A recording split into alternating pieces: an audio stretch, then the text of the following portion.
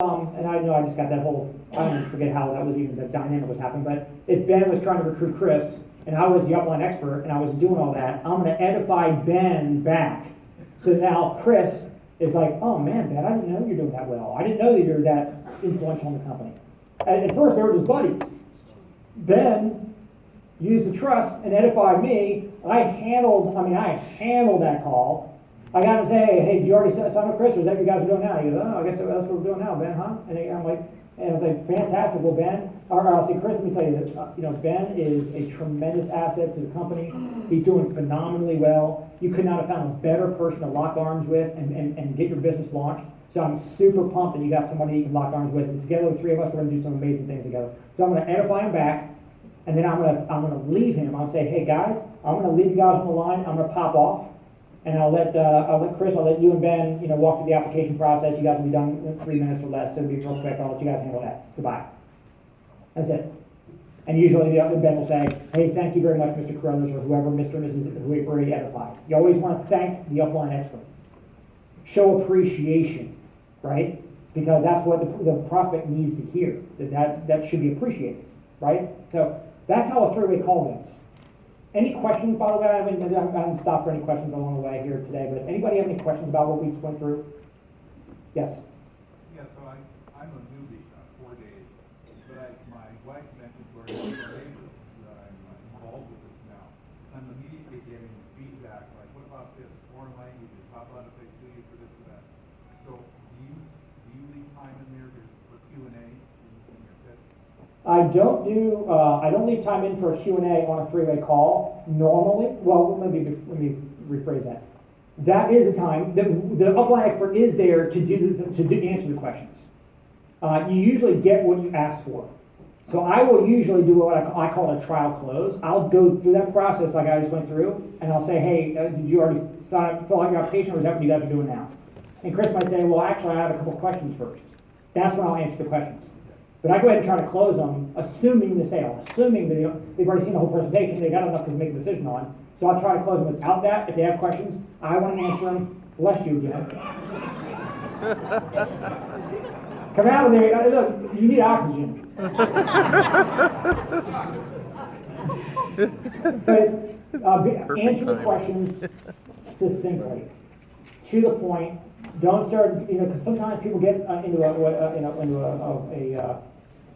a little cycle. They just feel like they just get caught in the speaker's loop, and they just can't stop talking. Answer the question, then go back to closing again. Oh, I got another question. Okay, here's the answer. Keep on, answer and close. Answer, close, answer, close. Yes. Anybody else? Three-way close? When you're done answering those questions, what's your transition back to the presentation? That was really awesome.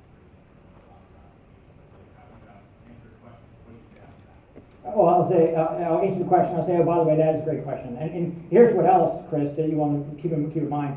You're just learning about this and just getting started right now. I don't expect you to have all the answers. You don't need to know the answers. You need to know the product's going to help a lot of people. There's a lot of money on the table, and it feels good in your gut. So that's why you're getting started in the business. But you get to earn while you learn.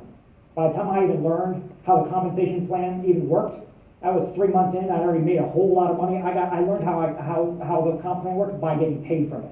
So you'll learn all this as you get going. So as soon as you guys fill out your application, we'll get you placed in the system, and then you'll be able to go right into our launch website, and there's some great tutorial videos you can watch for 20 or 30 minutes, and anything that might be popping in your head, or even after we hang up, some questions will pop up, you'll get that answered. So don't worry about knowing all that now. You'll get to earn while you learn. So that's how I just kind of just squash that. So, because sometimes once they ask one question and they felt like, oh, that was a great question, they feel so proud that they have a good question, like, oh, let me think of another one. No, you want to squash that as quick as you can. Yep. So you work with a lot of associates that you get through the philosophy of the way Paul kind of used to it, or whatever that is. How do you get them to understand how to book the time with their partner? And what have you found for people that you use to ensure that you're available for the call and understand how to say too much with that third party? So the question is, it's recruited 8 people. How do you get these people conditioned to know the reason why to do these three-way calls, how to do them properly, and so forth? You're going to have to teach them this stuff. That's one of the reasons, again, that's why we're building an empire. So it's there as a manual. So when you've got these new people on board, say, hey, go read the chapter on three-way calls. So everything I just went through here, it's all out of the book. So just walk them through that. And you can even do that as part of the game plan interview at the end, because when you're launching them, your whole goal is showing them how to do these activities and start getting your prospects in front of the information, and then what to do with them. So this needs to be taught to them pretty quickly. So and here's a challenge. I just asked everybody raising their hands a few minutes ago about who's doing three-way calls on a regular basis, who's not. Most people are not doing three-way calls. I can tell you just through experience over 19 years, when three-way call volume on my team goes up, recruiting goes up. When three-way call volume drops, like if I'm not getting three-way calls, and I'll tell Melissa will confirm this. I'll tell her sometimes, hey, I don't know what's going on, but three-way call volume this week has not been very high, and that's like alarms are going off for me because I know that recruiting is going down because people are not putting enough prospects on three-way calls with me. Now, I also have a lot of other self-sufficient leaders, so I will start taking some inventory and talking to some of the executive directors. Hey, Alex, how many three-way calls you got? Oh, you got a lot coming in? All right, good. Maybe it's just some of my open line. They're just not prospecting enough right now. Hopefully that was just isolated to me, not other leaders, other legs of the team. But if you got the whole team is slowing down the three-way calls, alarms go off, and my next team call, I'm on there like with a whistle. Hey guys, to circle up, three-way calls, and I have to go through this whole thing again. Somebody else had a question over there? Yeah. So my name is Scott Fortune. Mr. Operating Environment. Is there a difference in wording sign up versus enroll? Sign up versus enroll. The question is there a difference between the language we use, sign up versus enroll? People say, hey, I don't like using the word close because that's like almost negative. You should be like opening up all relationships. So it's actually opening and not. To me, it's semantic. I get it. Use whatever your natural language is. If you're talking to somebody who's an insurance agent, maybe use the word enroll. If you're talking to your buddy, sign up. I mean, Dave Seville always said, how Dave Seville always said to close people at the end of the presentation? Hey, you in or out? So just be natural. If you're not a professional speaker, then don't be talking like some professional person. Just talk the language so it makes sense to that person. Yeah.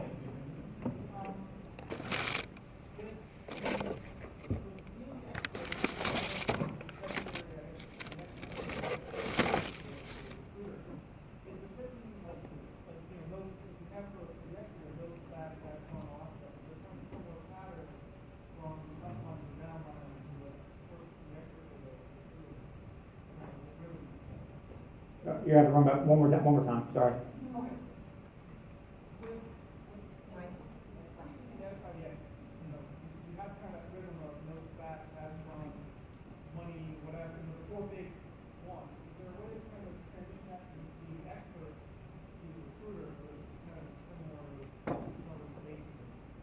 You mean when you re-edify the recruiter back? Yeah, it's a good question. So he's saying that the recruiter is using these 4 generic or basic edification bullet points, knows the facts, knows how to. And by the way, you don't have to say that they're making big money. They might not be making big money. It could be a manager. So they know the facts. They know how the big money's being made. They're a lot of fun to work with. They're also down to earth. They love helping people. So you can. I mean, if that was already used to edify the expert, if you use the same one to edify back the recruiter, then it's going to sound cultish. It'll sound weird. So the way I actually re-edify back, it's so much more believable and natural to say, hey, look, let me just tell you real quick before I jump off the line, Chris. You happen to be, linked up with Ben Notini, who's just a great asset to Legal Shield. He's such a tremendous, leader. Starting to build a really incredible team, and so you couldn't be any luckier to lock arms with somebody like that. So you're going to definitely have success in this business. So just be edifying. It doesn't have to be any magic words. Just be positive in some way, shape, or form. Yeah.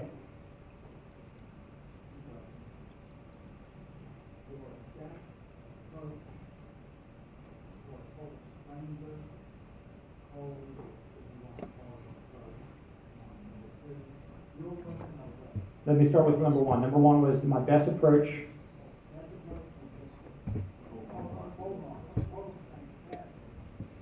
question is how do you best approach, what's the language to approach a cold stranger?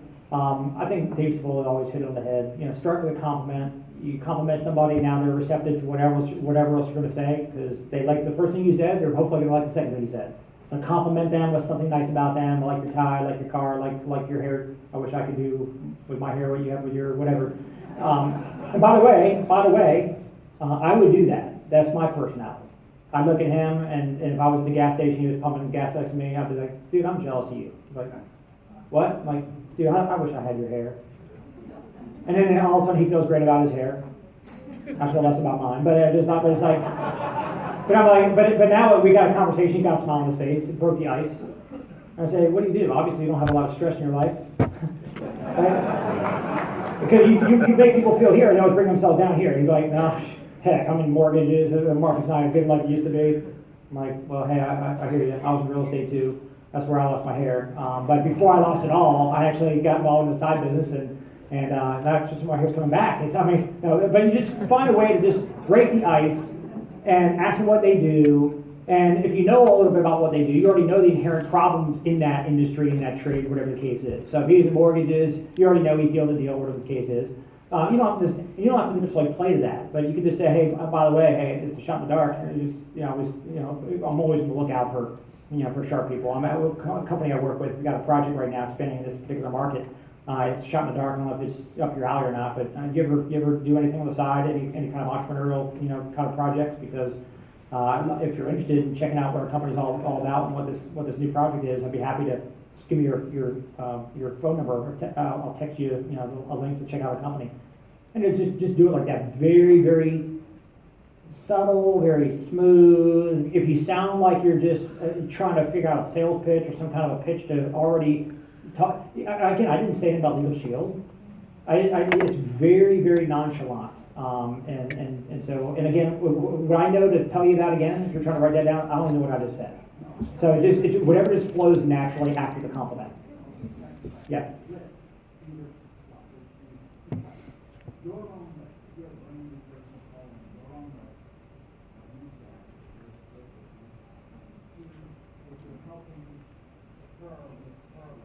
Yep, got it. So question he has, so you started off with 2 questions, now you've got 3 questions, so you're really trying to dominate this whole event here. I appreciate that. So, good questions though. So the first question is, what do I say when I'm calling my own warm market list? And again, it goes back to being vulnerable. So I would write down vulnerability in your notes, that's super important. So if I'm calling up Scott, I'll say he was a mortgage, and I knew him from my real estate background, and I call him up. I say, hey Scott, you know how long I've been in the real estate game. I shouldn't even call it a game because frankly, it doesn't seem fun a lot of times. And I would say something exactly like this: it's not even a game. It's not even. It's kind of stressful, especially when the market's soft or whatever. So it's been kind of a lot of ups and downs, a lot of stress. Well, I actually had another agent who was really happy lately, and he told me why he was so happy. He was working on a side project, he was making all this extra residual income, and it was relieving a lot of stress in his life. And so I looked at the project, and he said I could partner up with him, and I'm super, super excited about what's happening right now into the future. And so I thought about you because I know that you're in a similar kind of industry, and I don't know if you feel the same way I felt. If you're working a lot of hours and subject to the market, but if I sent you a short video that explains a little bit about what this product's all about and how you can get some serious extra cash flow coming in, would you look at it? And that, if I will you. If I sent you this video, would you look at it? So again, you're vulnerable. I'm not going to say, hey Scott, I know you're working crazy hours and you're probably stressed out and that hair's not going to last long. And if you start saying that kind of stuff, then he's going to be like, oh, I don't know what you're talking about. This hair's going to last forever. I'm not stressed out. But if you say, hey, let me tell you what's going on with me. Here's how stressed out I've been. You put yourself down. One of the best personal development movies of all time. I'm going to encourage you guys to go rent it tomorrow. 8 Mile. Yeah. Eminem. It's not a personal development movie, but there's one scene in it. Okay, he's in the basement. Anybody watched the movie before? Okay, he's in the basement. He's on a stage like this. Got the whole crowd there. Got a turntable up here. The DJ plays the music, and you get 30 seconds on the microphone to rip apart the other person, and whoever gets the biggest applause wins the rap battle. So. Grab it. Eminem is in the bathroom, trying to get himself in the mirror, getting all psyched up to go out and take on this champion who never loses. Papa Doc does not lose. He was always the champ. So he's in the bathroom, he's looking in the mirror, and all of a sudden you see his eyes, something popping in his head. He figured out what his plan was going to be.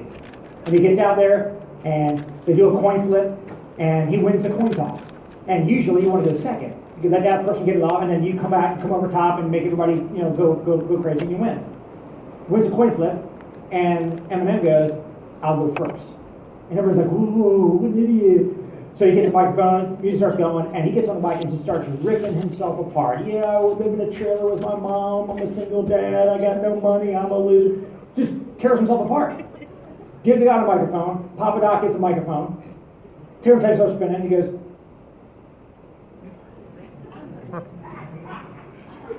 gives up. Had nothing to say. Eminem took away everything he could say about him. That's what you do in network marketing. Put yourself down. Be vulnerable. Here's all the problems in my life, and here's the solution I found, because you want them, you know they got the problems, but you talk about you having the problems, and you hear the two words you're always after. Write these two words down. Me too. That's all you want to hear them say. Me too. I got no time with my kids. I'm stressed out. You want them to say, I feel you, brother, me too. Me too. As soon as you got that me too, whether they said it or whether you can sense that they feel it, now you can introduce them to, hey, if I sent you this, would you watch it?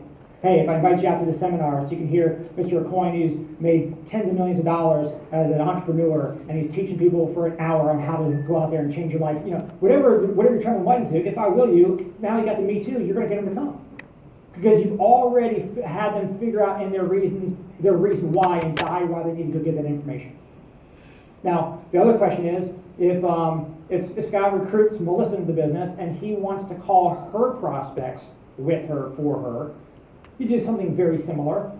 If Mike is on Melissa's list and Scott's going to call Mike, he's going to say, hey Mike, hey, you don't know me, but my name is Scott, and the reason I'm calling you right now is because we got a mutual friend, Melissa.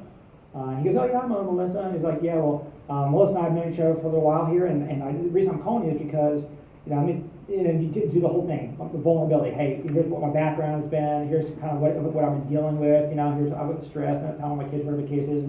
And I told Melissa about that. I told her how excited I am about my future because I found a project that's turning that all around for me. And I asked her if she knew of some good people that might also be in a position where they could use that extra cash flow to be able to help their situation out. And she was just singing your praises. I'm telling you what, she was talking about how, when you walk into a room, everybody's so glad to see you. They're, giving you high fives and hugs. You got a heart of gold. Everybody, knows you're just, utmost integrity. And so I don't know what you pay her to say these nice things about you, but you got a great friend in Melissa right there. So he's like, oh my gosh, that's so nice of her. So now he's paid a compliment. Melissa looks like a hero because Scott just made her, just said these things. She might not even say it, but here's what you want to do. By the way, what I should preface that with, if Melissa can give you some good attributes, some adjectives that you can use to flatter him and to make him feel good, like, hey, Melissa says, hey, this guy is really popular, people love to be around him, he comes to a party, and people always are standing next to him. Some people walk into the room, and everybody runs in another direction because they don't want to get stuck with him. But hey, this guy's the opposite of that. So now he can actually use that. Now Mike's like, whatever this guy is selling, I'm buying, right? Because you just made him feel good. So you do that same thing, and then you just send him with the information or invite him out or whatever you're doing with him. So, cool. All right. Let's keep going. If you had your hand up, I'm sorry, I can't get everybody else. So let's talk about time allocation. I only got 23 minutes left. So I know you guys have been sitting for a little while. You guys need a stretch break? Okay. So you're going to take it. That's good. So time allocation. I did a program last year called, I launched it actually the first year, Time Masters. So I'm not here to sell you on that, but I'm just going to tell you what it's about. Time management is an interesting thing. Because I hear people say, well, I don't have that kind of time. Like prospects say, I don't have time to do the business. Or associates say, well, I don't have time to prospect people. I don't have time to go to the briefing. I don't have time to build my business. And it is complete and utter bullshit. And I know there's going to be 4 people that are going to write Jeff Bell. Believe Jeff is totally cool with me saying that word. Okay? Because somebody already complained and he already sanctioned the work. No, I'm serious. I mean, everybody is always looking for that one thing that's going to make them so mad they're going to quit the business. So if I said bullshit and that offended you and you're like, I can't be a part of this company anymore, I'm not the company. This is your company. You don't have to listen to anything I say if it offends you. Okay. So now where are we going with this? So here at the end of the day, we all have 24 hours in the day. So if I'm spending 8 hours on Legal Shield and you're not, it means that my priority, Legal Shield is high on my list of priorities. If you're spending 1 hour a day on Legal Shield is lower on your list of priorities. But you're spending, let's just assume we're all spending 7 hours sleeping, right? And then we have a certain number of hours that we're awake, okay? If you give 8 hours a day to your job, your priority is that job is a priority to you. That's why you're giving that job 8 hours of your waking hours. It's a priority. You might have 2 hours a day that you spend with your kids, and you're not going to sacrifice that, okay? That's because your kids are a high priority. You might watch American Idol, and they're like 2-hour episodes these days. So it's like you're giving 2 hours because that show is a priority to you. And again, there's nothing wrong with that. I watch American Idol. We actually got back into it. So it's back on the show again. Katy Perry and these guys, they rocked it out. It was a great show. I liked it. But I watch it at midnight. I don't watch it during income producing time. But I still make time for it before I go to bed. I like to flush out. So sometimes I used to try to go to bed after I read some good personal development. But then my problem is I just sat there and started thinking of all this stuff, like all this. So I had to just flush it out with some non-productive stuff so I could go to bed, right? That's just me. Don't do that. If you guys can function the way around. But here's my point. You allocate time to whatever's important to you. So when somebody tells me they don't have time to go to the weekly briefing, but they are spending time to watch the basketball game, to watch American Idol, to go bowling, or to go do whatever they're doing, that means that their priorities are just different than mine. And you don't have to have the same priorities as somebody else. But again, your priorities and your time allocation have to be congruent with what you say you want. If that same person who tells me, I'm doing this for my child, I'm a parent, I need to be able to be home with my child, I want to be on their field trips, I want to be able to provide support, I want to be my child. Well, Elizabeth, you killed me earlier. I mean, you talk about my dream board and she wouldn't look at me because I already knew you're already getting her teary because I was having a hard time with that. And it was a good thing because that is super important to me. My son Talon, I miss him when I'm not there, and he means everything to me. So for me, my son is my reason why I have to crush this business. Again, going back to what I said earlier, for other people, their child is used as their alibi or their excuse why they're not going to allocate time to this business. And so the time management issue, every network marketer has to struggle, especially with 95% of network marketers are part-timers. You got this job that you can't quit because you need it to pay your bills and you shouldn't quit it yet. You got only a few hours a day that you're not at your job, and you got to feed the kids, you got to fix dinner, you got to take your shower, you got to do whatever you got to do laundry and all that. So you got to still figure out when you're going to fit that time in. If it's important enough to you, you will fit it in. You will take other things out of your life if you have to. You will have to be getting unbalanced for a while so that you get great balance later. I asked this to Paul J. Meyer years ago. Because I said, look, I'm really so focused on Legal Shield that sometimes I would skip working out. Sometimes I would actually skip a meal. I would be on the phone and it's 11 o'clock in the morning and I got to go to the bathroom, number one, and it's 11 o'clock. And I look at the clock later on, and it's 1:30, and I haven't gone yet because I'm in a roll. I'm making phone calls. I'm focused. 2.5 later, I haven't gone yet. That's when you know that you're just in your groove. You're in your zone. So my point is time allocation and time management. You got to figure out how you can squeeze every sliver of time out of your day that you possibly can. If I was going to go do a PBR at somebody's house. Now, I don't want anybody, give me a hard time about this. This is just what I did. Nowadays, you can use Siri, you can use voice dictation. But I would have my phone numbers and a pad on my passenger seat, And I pulled up to a light, I dialed another number, and I had my earpiece, I wasn't holding it, and so, actually sometimes I did hold it, but I make calls on my way. I make 10, 15 phone calls on the way to the PBR, do the PBR, and 10 or 15 calls on the way home. I was getting more work done to and from a meeting when most associates were just felt so proud that they were doing a meeting. I mean, you gotta find time to build a business. And I'm telling you, you don't have to do much to outperform 99.9% of the people out there. I mean, if you just made 5 phone calls a day, just 5 phone calls a day, heck, if you just did 2 a day, 2 a day, I know 2 more people just quit, okay, I'm sorry. But two exposures a day, you're doing more than 99% of the people out there. Just doing 2 a day. So I just encourage you guys to really get focused on that time allocation, okay? And that's reassessing your priorities. Believe me, I have sacrificed time for my family. I have been away from my son plenty. But if you ask my son if he has had a good lifestyle, if his daddy's been there for him, you won't hear a single complaint out of him. And one of the things that you do to get buy-in, anytime daddy went to a briefing, when he was with me, because I have partial custody, I get him every Wednesday, Thursday, every other weekend, right? If I have to go to a briefing or an event, my time, I would give him $5. $5 for a weeknight and $10 for a Saturday event.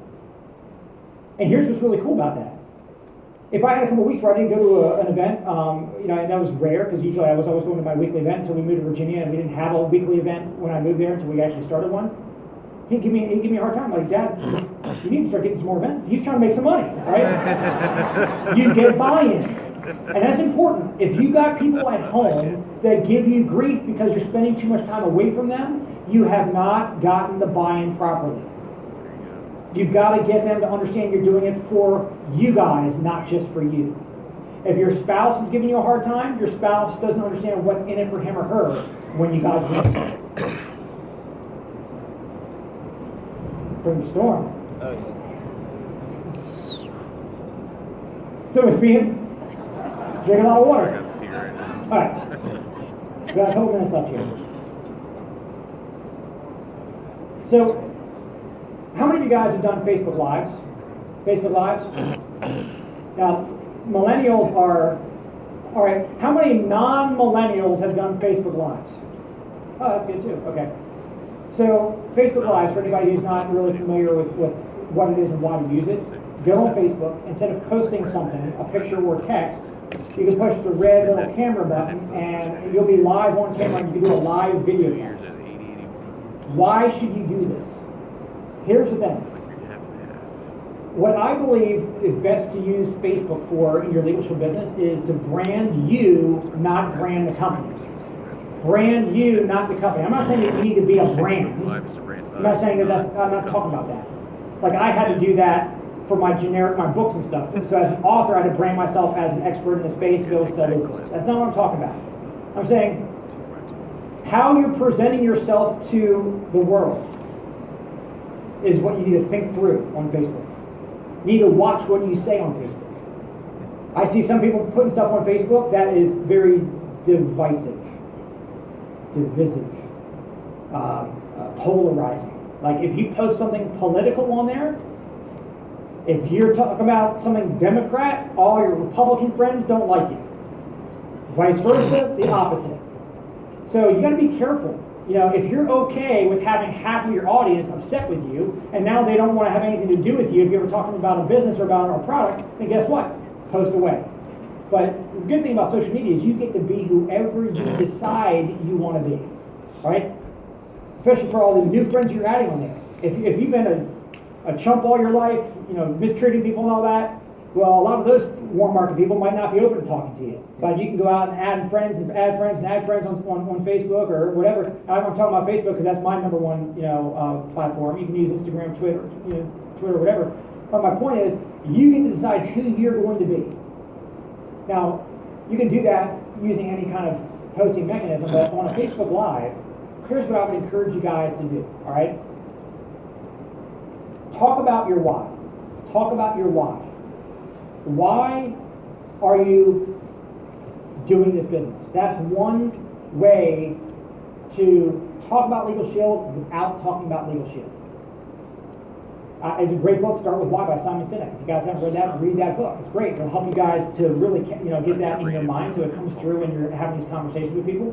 But when you do a Facebook Live and you're talking about how you're a mom and how having time with your child is so important, and your whole goal is just get people to feel for you, the other parents maybe relate to you, and then leave it at that. You're not saying anything about Legal Shield. You're not talking about a business, bless you. You're just talking about what's important to you and the struggle, being vulnerable, and leave it at that. You know what you're going to do when you do that vulnerability Facebook Live? You're going to get a whole bunch of other people because they're going to feel you being transparent and being very open. They're going to appreciate that. They're going to love you for it. They're going to comment, supportive, comments. They might even private message you, say, hey, I feel you. I'm in the same boat with you. I'll pray for you. And that's the start of great conversations that you can take offline and build upon that and create a conversation. Okay? But Facebook Live, I'm telling you, if you do social media right, this weekend, I was there watching a panel, and some of these people I actually have coached that are in other companies. Some of them I had met for the first time. Some of them are making insane amounts of money because they've learned how to leverage social media as one of their platforms. Okay? But I'll tell you, some of the legends that I've gotten to be friends with, somebody like Jeffrey Birdie's made over $100 million. $100 million as a network marketer. And he and I were talking, backstage yesterday. He's like, hey, look, a lot of these, these young kids, they just think that social media is going to displace the old school, old-fashioned way of building this business. He said, Brian, it'll never be the case. You still have to develop relationships. It's a relationship business. You've still got to have the person-to-person, face-to-face contact. You can still use the technologies that come along. And by the way, what happens if Zuckerberg makes a change with the algorithm, or makes a change where you're not allowed to ever post anything about a network marketing business, whatever the case is, and that was your one way that you're building a business? What would happen to your business? It'd be gone overnight. So you marry high tech and high touch together. You use social media to create more lead generation, more conversation, but take it offline as quick as you can and get them into a weekly meeting. And by the way, let's just talk about meetings as I'm wrapping up here. We've got Nashville that's coming up in a matter of months, and I just want to encourage you guys. Grant Cardone. How many you guys like Grant Cardone? Yeah. Some people like his style, some people don't. But that's besides whether you like his style, I appreciate where he's coming from. He's real with the fact that you're not just going to go get rich without having to go out there and figuring out how you can fill a problem or solve problems in people's lives. And Be Obsessed or Be Average is one of my favorite books of all time, because his book enabled me to feel the way I've always wanted to feel, which is I've been obsessed about my mission with Legal Shield. I've been obsessed about everybody I work with in my team. Most of the time I feel like I want their success more for them than they want it for themselves. And his book, he said, look,